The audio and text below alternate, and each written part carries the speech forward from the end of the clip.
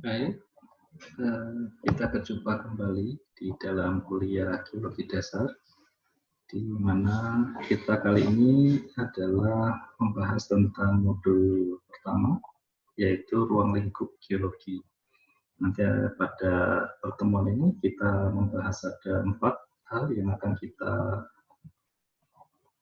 pelajari. Yang pertama adalah mengenai pengertian dan cara belajar geologi, kemudian ilmu-ilmu yang terkait dengan geologi, kemudian sistem dalam geologi, kemudian yang terakhir atau yang keempat adalah mengapa kita harus belajar geologi. Nah, yang pertama adalah kita lihat slide selanjutnya. Nah, di sini ada pengertian dari geologi yang disampaikan dalam kamus ya, Penguin, The Penguin Dictionary of the Geology, yang ditulis oleh Wrighton dan Brooks tahun 1977 di halaman 204 menyampaikan bahwa geologi adalah ilmu yang mempelajari tentang bumi secara keseluruhan, baik asalnya, kemudian struktur, kemudian komposisi, dan sejarahnya, termasuk di dalamnya adalah perkembangan kehidupan dan juga proses-proses yang terjadi padanya, kemudian perkembangannya hingga sampai saat ini. Ya. Nah, untuk definisi geologi yang lainnya, Anda bisa mencari definisi lain dari buku-buku geologi berbahasa Inggris yang bisa saudara akses di perpustakaan pusat. Kemudian kalau tidak bisa, silakan saudara melakukan browsing di internet. Ada referensi-referensi atau buku yang ada secara gratis di internet ya. Kemudian tadi pada link di awal kuliah kita juga sudah saya siapkan buku yang berkaitan dengan materi yang akan kita pelajari. Ada beberapa buku yang bisa saudara acu, pun silakan saudara akan mengambil definisi itu dari buku tersebut. Nah, jika bisa saudara mencari buku yang lain ya, yang dapat diakses secara gratis di internet. Dan itu saya pikir cukup banyak ya. Kemudian bagaimana cara belajar geologi? Nah, di sini untuk melakukan pembelajaran yang pertama adalah ya kita harus mengikuti pendidikan kebumian. Seperti sekarang ini kita sedang melakukan pembelajaran tentang kebumian. Dan tentunya tidak hanya itu, perlu dilakukan lokatama yang untuk belajar geologi, diantaranya adalah ke perpustakaan, ya, termasuk mengakses data di internet. Kemudian kita melakukan pengamatan di laboratorium atau studio, dan tentunya juga bisa di dalam museum geologi. Dan yang ketiga adalah ke lapangan. Ya. Nah, sebagaimana mempelajari ilmu alam yang lain di dalam menghadapi bahan atau fenomena geologi, perlu dilakukan adanya pengamatan atau ada istilah lain yang dilakukan, yaitu selain itu adalah analisis ya, dan juga sintesis. Nah, demikian. Nah, lantas belum dikatakan belajar geologi sebelumnya jika kita belum ke perpustakaan, laboratorium, dan ke lapangan atau melakukan survei. Nah, ini nanti harus saudara, jika memungkinkan, saudara bisa main-main ke museum ataupun ke laboratorium yang ada di kampus kita. Untuk informasi bahwa di UPN memiliki museum yang berada di Babarsari, yaitu Museum Teknologi Mineral. Nanti silakan jika memungkinkan sudah boleh datang ke sana. Silakan saudara mengamati apa saja yang ada di sana. atau di museum yang lain seperti Museum Merapi yang ada di Kaliurang atau museum lainnya. Ya. Silakan saudara browsing di internet mana museum-museum yang memungkinkan terjadi mempelajari tentang hal-hal yang berkaitan dengan geologi. Nah, kemudian apakah FTM UPN Veteran Yogyakarta memfasilitasi pembelajaran di 3 lokatama tersebut, termasuk museum yang tadi di atas, nanti terjawab setelah saudara melakukannya. Selanjutnya adalah ilmu-ilmu yang terkait dengan geologi. Nah, ada kelompok ilmu yang dikelompokkan menjadi 4. Yang pertama adalah ilmu dasar yang berada di paling bawah ini. Contohnya adalah ilmu dasar itu adalah fisika, matematika, kimia, statistika, gitu ya. Kemudian juga selanjutnya ilmu-ilmu dasar kebumian seperti meteorologi, hidrologi, geologi, biologi, pedologi, dan lain sebagainya. Nah, kemudian juga ada ilmu lagi, ilmu-ilmu terapan yang diantaranya adalah yang berkaitan dengan ilmu geologi yang tadi, yaitu ada geologi minyak bumi, geologi bahan galian, ada geologi panas bumi, ada geologi teknik, ada geoarkeologi, ada geologi lingkungan, ada planologi, dan lain sebagainya.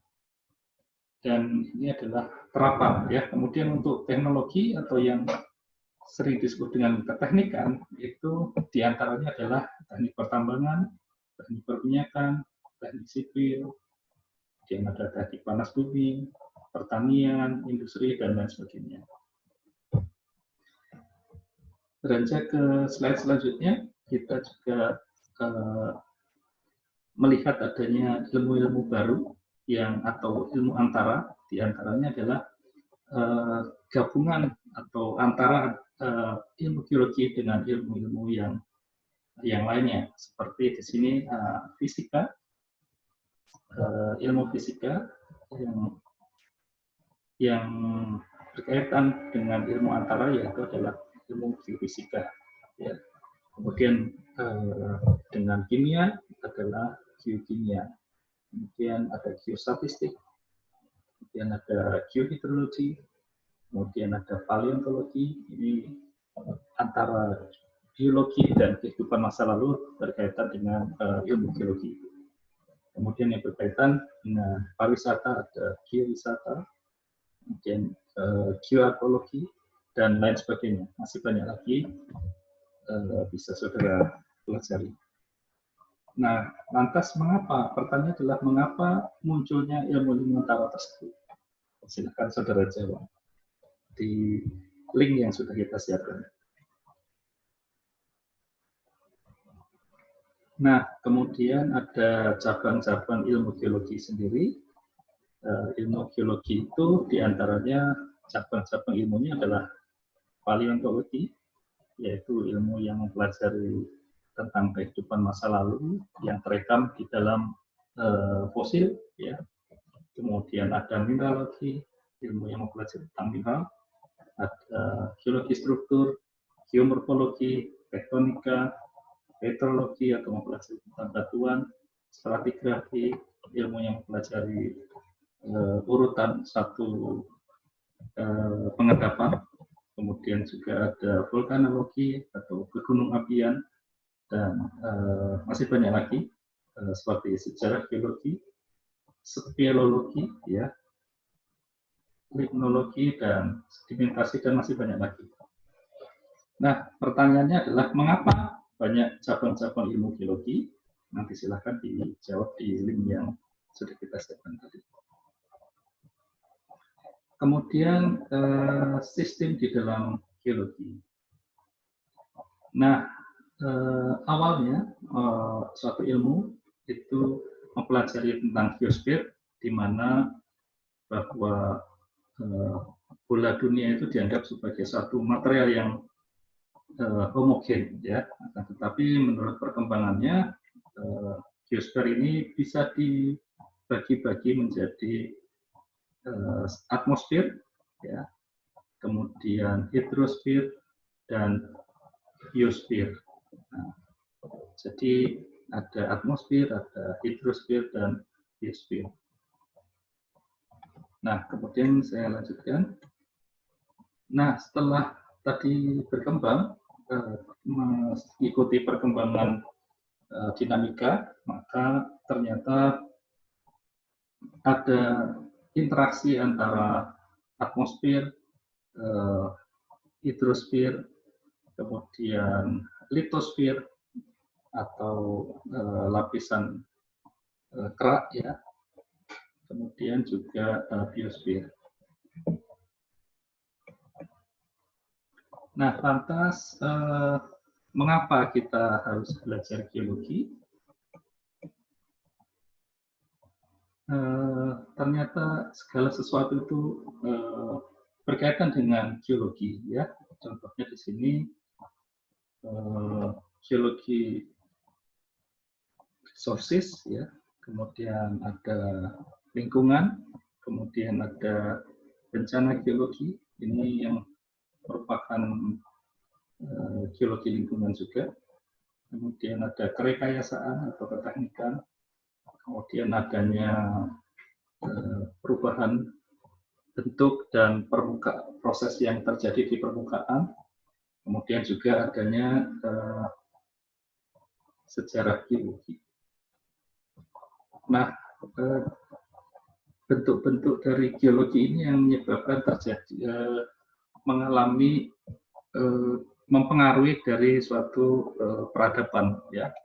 Kita lanjutkan.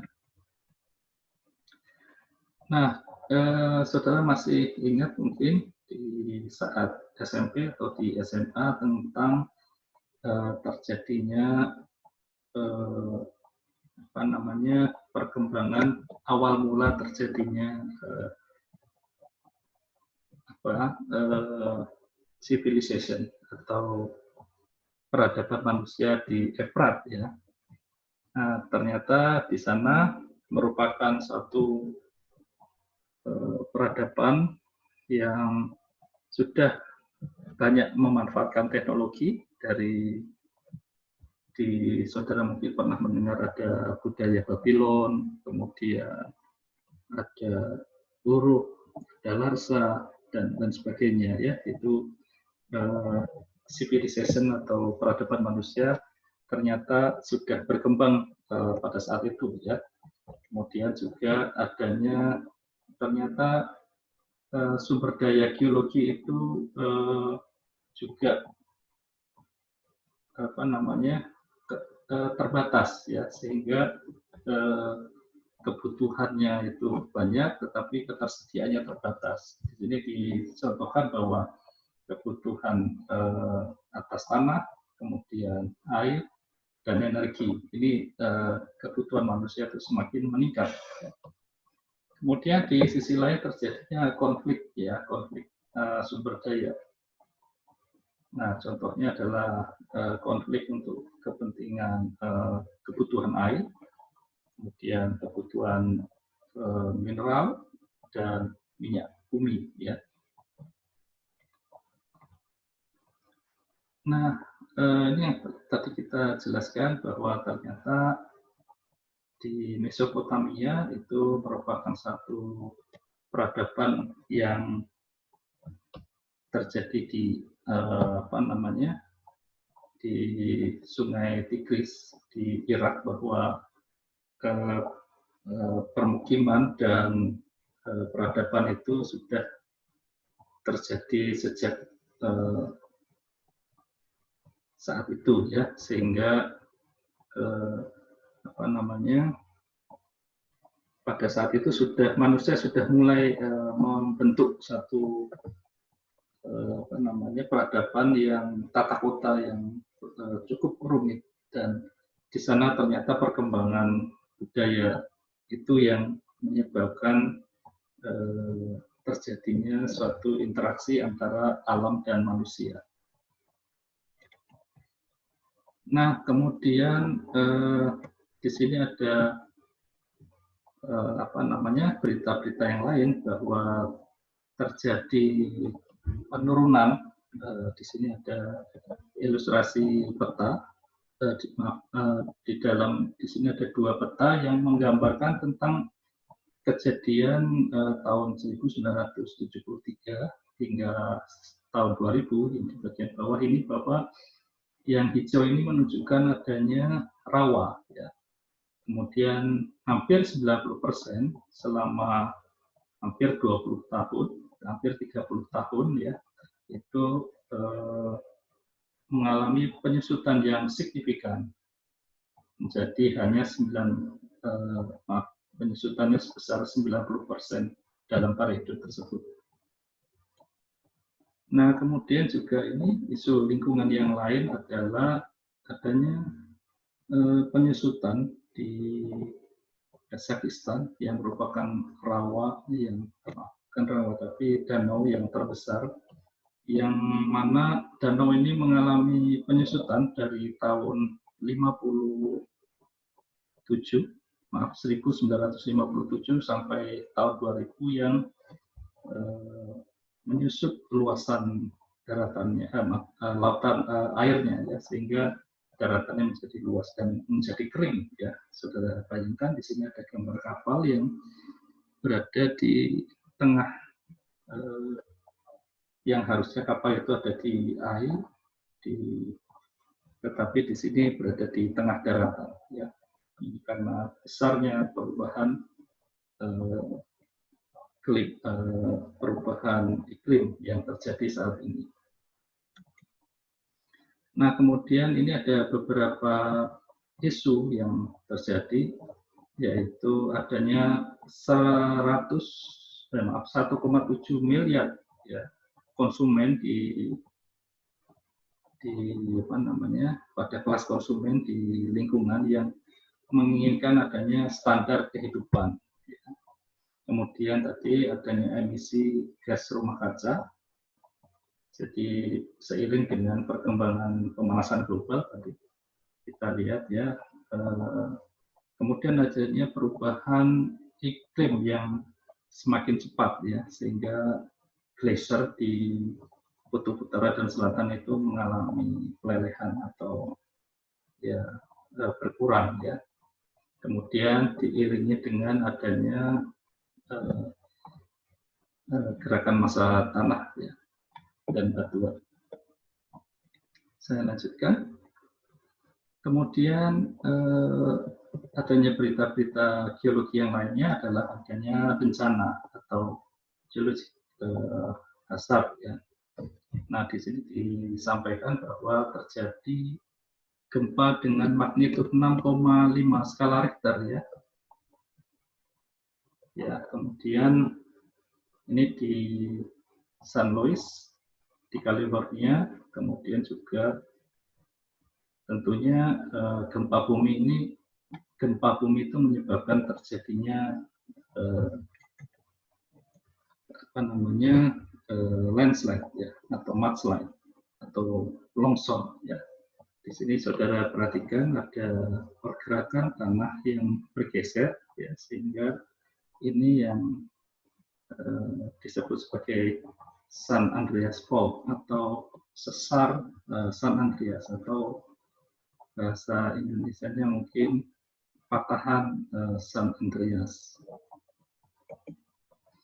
Nah, ini kita lihat adanya tadi sesar itu atau patahan yang terjadi di San Andreas, di mana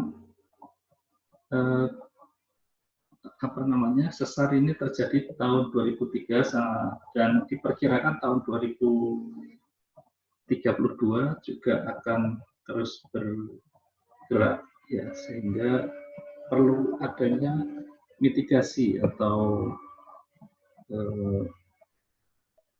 pemetaan tentang pengurangan risiko bencana itu. Nah, itu atau juga bagaimana kita menghindari adanya bencana itu, kemudian bagaimana memperkirakan kejadian sehingga kita bisa menghindarinya. Kemudian yang lain adalah adanya gempa bumi di Irak maaf, di Iran ya tahun berapa ya tidak disebutkan, dengan magnitud sekitar 6,7 skala Richter ya, yang menghancurkan 100.000 rumah ya di Iran. Di tahun 2003 ya, disampaikan bahwa 30.000 meninggal dan 30.000 kehilangan tempat tinggal juga.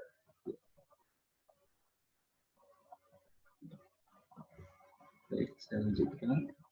Nah, bencana-bencana yang lain yang terjadi yaitu adanya kegiatan aktivitas gunung api ya, ini lelehan lava yang mengalir terlihat di sini dengan jelas. Kemudian adanya longsoran atau gerakan massa tanah, kemudian juga ada gempa bumi, dan ini juga masih ada gerakan massa tanah, dalam hal ini longsor ya. Kemudian di bidang kerekayasaan ternyata longsor atau gerakan massa tanah itu harus dilakukan rekayasa agar kita bisa mengontrolnya dan mengurangi resiko dari suatu kejadian longsor atau bencana tersebut. Di sini ada satu lereng yang mengalami gerakan massa tanah ya, kita lihat di sini, maka perlu ada rekayasa karena longsor itu atau gerakan massa tanah salah satunya disebabkan oleh air ya atau hujan, maka dibuat rekayasa sehingga air itu dapat mengalir dengan baik dan tidak meresap ke bawah tanah ya. Kalau meresap ke bawah tanah dalam konteks ini mengakibatkan air menjadi pemicu dari suatu kejadian longsor. Nah, kemudian ada cerita lagi bahwa adanya, saudara mungkin sudah pernah mendengar adanya Menara Pisa ya. Menara Pisa itu karena awalnya dibangun kurang memperhatikan struktur batuan yang ada di bawahnya, sehingga karena fenomena itu maka Menara Pisa itu semakin miring ya, sehingga perlu 11 tahun untuk merawat agar Menara Pisa ini tidak jatuh ya, dengan menyuntikkan satu dengan membentuk satu konstruksi sehingga menara ini tidak rubuh. Baik, kemudian adanya proses-proses di permukaan dan di bentuk lahan seperti proses-proses glasial atau es, ya.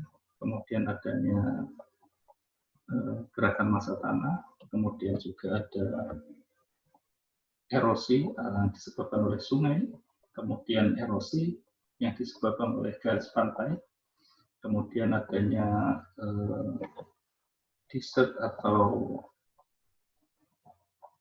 apa itu namanya, maaf saya kok jadi lupa ini, padang ya, padang pasir dengan angin ya, proses angin, kemudian adanya aktivitas atau groundwater atau air bawah tanah. Nah, kemudian ada beberapa studi yang berkaitan dengan yang berada di bidang geologi, diantaranya adalah environmental geology atau geologi lingkungan ya, yaitu mempelajari tentang peningkatan bagaimana kita bisa mempelajari tentang dinamika bumi, kemudian juga termasuk bencana alam ya, bagaimana geologi itu mempelajari tentang bencana dan bisa menghindarinya. Kemudian ada kerekayasaan geologi, yaitu diantaranya mempelajari tentang material, geologi material, kemudian teknik dan lain sebagainya. Kemudian ada sumber daya biologi yang mempelajari tentang kualitas, lokasi dan kualitas, bagaimana mengekstraksinya, kemudian mengetahui dampak terhadap lingkungan dan apa-apa yang berkaitan dengan sumber daya mineral. Kemudian juga geologi sejarah atau historical geology, yaitu mempelajari tentang bagaimana sejarah sejarah geologi dan evolusi dari geologi. Nah, kemudian dengan demikian geologi itu dapat digunakan di mana saja, di bidang apa saja. Silakan saudara jawab pada link yang tersedia di website.